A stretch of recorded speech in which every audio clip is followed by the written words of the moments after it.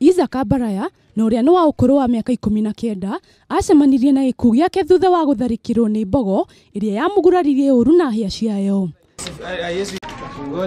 Kurerikana gikuũ kia Isaac yukite thiku ithatu tu thutha wa muingi wa itura ria Kihoto kuhura riboti kuri maabitha ruhonge rwa kuramata nyamu cia githaka nirwo KWS ati kuri na mbogo ikoretwo ikionekana itura-ini riu mahinda kwa mahinda.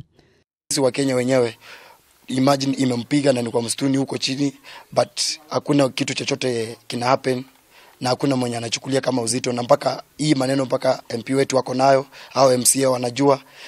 Polisi wenyewe wa Naivasha ndio walibeba mwili wakapeleka kule, wako na hizo ripoti.